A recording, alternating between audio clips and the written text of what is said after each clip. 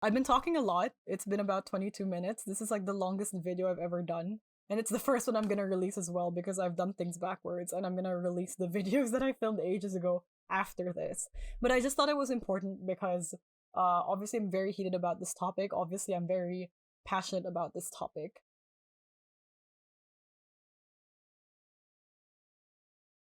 Hi, me and my glaring forehead would like to welcome you to this episode of Clickbait, a series that I started in order to talk about the lessons that I learned about in my Master's of Digital Humanities and Public Culture that I graduated from in the Australian National University to hopefully give everybody more of an insight on how social media and digital interfaces work and how to kind of use it more conscientiously in your daily life.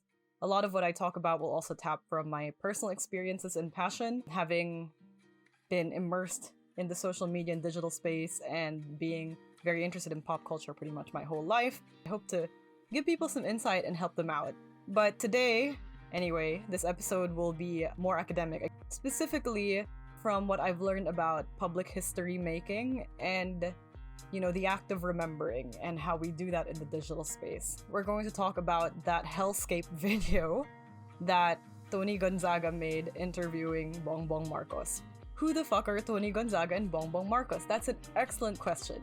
Toni Gonzaga is an actress, and she has decided that she has the credentials to be able to interview people and to claim a stance of neutrality when it comes to picking people that she wants to interview. Bongbong Marcos is the son of a dictator, the deceased Ferdinand Marcos, who held the Philippines in an iron grip for decades, and who, according to his supporters, made the Philippines more peaceful and helped us with our international relations and protected us from communist insurgents. Those same supporters tend to miss the fact that he lied about the communist insurgents to begin with, that he tortured thousands and thousands of people, not himself, but sanctioned it, and especially allowed his cronies to do it, that he and his wife basically bankrupted the Philippines with their greed, like Imelda Marcos was out in New York buying entire buildings. The supporters of the Marcoses claim they are the majority, even though their family was literally ousted. A peaceful stand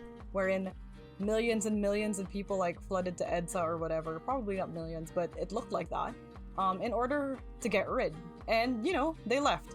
The thing is that now, you have people like Bongbong Marcos trying to run for president, before that trying to run for vice president. You have his sister Amy Marcos winning Senate seats, and basically doing their utmost to pretend like none of that ever happened. They're trying to pretend like, oh, everybody's really harsh on my parents, and I really wish they would stop, but let's talk about me and how their sins aren't mine or whatever. That's the rhetoric that they kind of spout now. And people like Toni Gonzaga have them on their shows and interview them, asks Bongbong Marcos oh, what's your favorite part of the house? What was the most important lesson you learned from your father? As if his father wasn't the guy who just literally allowed people like my uncles, my mom's best friends to get tortured and raped and stuff. Ooh, okay, getting heated. That is the context. But why is it important now to talk about martial law? How come Toni Gonzaga's claiming that I already interviewed people on the other side, I can interview Bongbong if I want? Why is that the wrong perspective to have?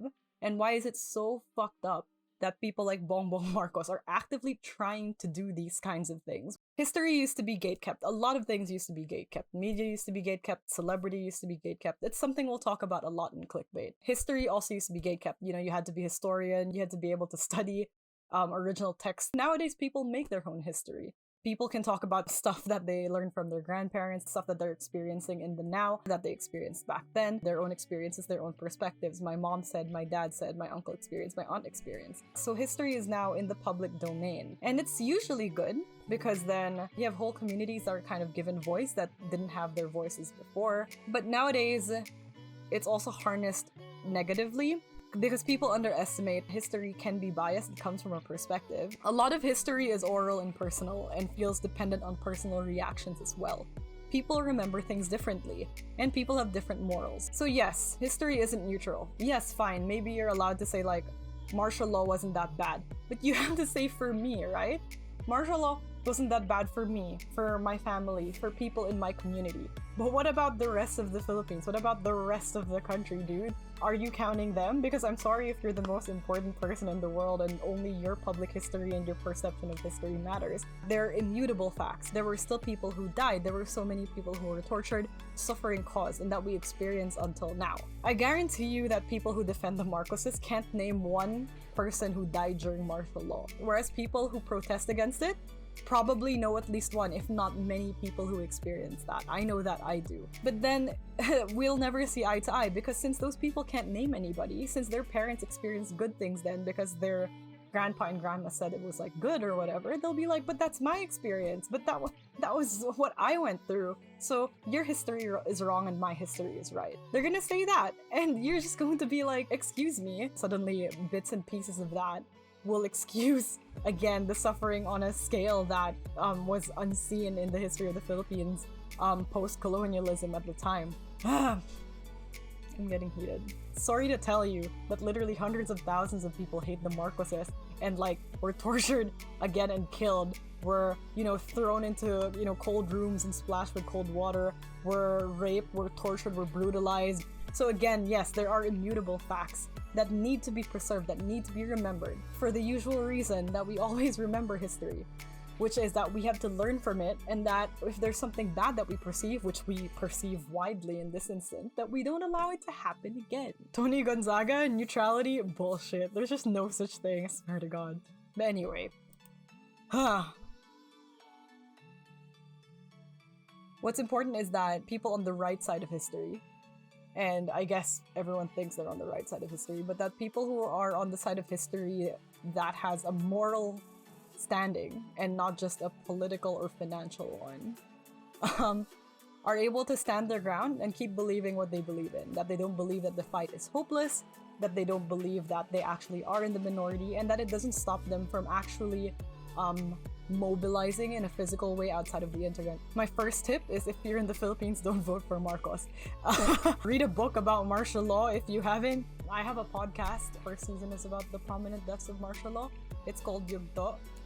Give that a listen if you have, 25 minutes in a day. Expand your circle into actually thinking about literally any person other than you. I know you're Filipino, your social political calling is to always put family first, and you see the Marcoses as your family because, I don't know, maybe they helped your grandpa, or maybe you're from the same area, or maybe they gave you a free shirt once, or maybe you want to be like them. Fine, you see the Marcoses as your family, but could you please think about anybody else other than yourself for just a second?